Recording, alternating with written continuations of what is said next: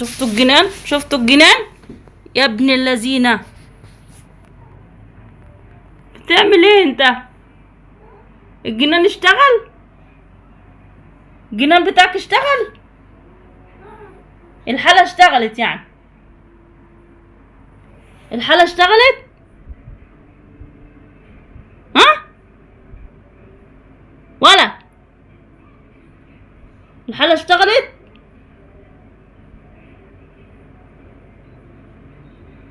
رعد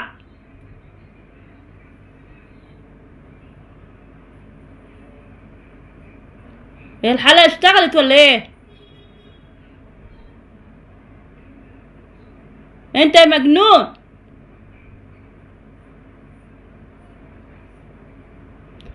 عارفين عم بيعمل كده ليه؟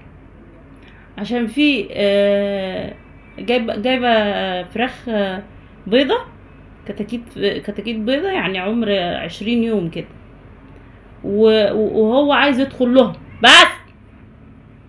فانا قاعده في الاوضه هنا، وبصوا بقى اول ما الباب يتفتح يجري على على البلكونه اللي ورا عشان يقعد جنبيهم. دخلت لقيته قاعد في وسطيهم. رعد يا رعد.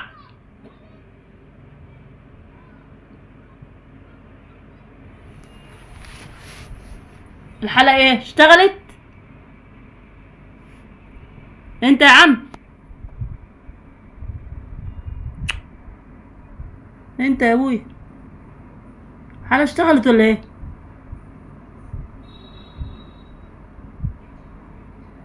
ها؟ اه.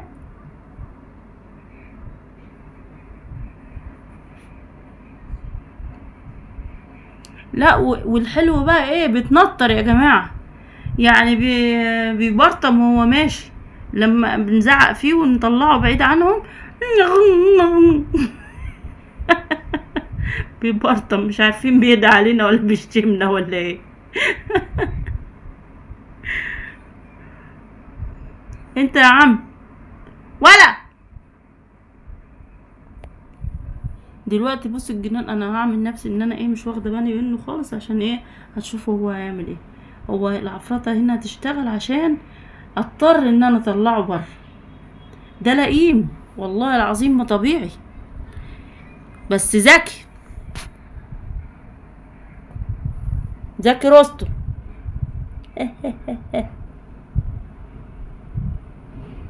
مش هطلعك برضو مش هتطلع.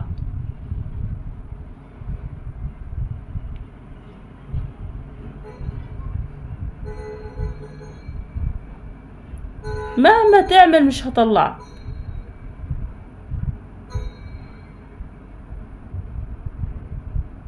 بص دخلت له الكيس الجل ده، ودخلت له ده الطرف بتاع الشكارة بتاعت العلف، علشان ايه؟ عشان يلعب بيهم. بص شايفين اللق؟ والله كل ده عشان اطلعه بره، قال يعني عشان ايه؟ ازهق منه فاطلعه، افتح له الباب واطلعه. ده لحالك. اهمت اهمت اهمت بس. زعلان ومقموص عشان انا طلعته من عند الفراخ.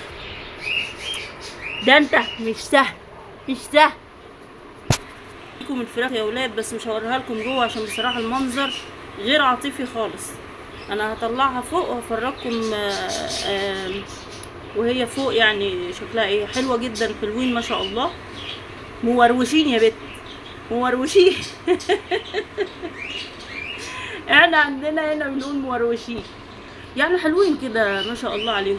جبت 10 بس، 10 ابيض. انا في العاده ما بربيش الفراخ البيضه، بس قلت اجرب اليومين دول بما ان الفراخ غليت قوي، فقلت اجرب يعني.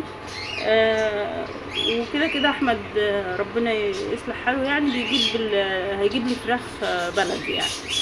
خلاص، فان شاء الله باذن الله هفرجكم بقى على الكتاكيت البيضه دي ونطلعها فوق.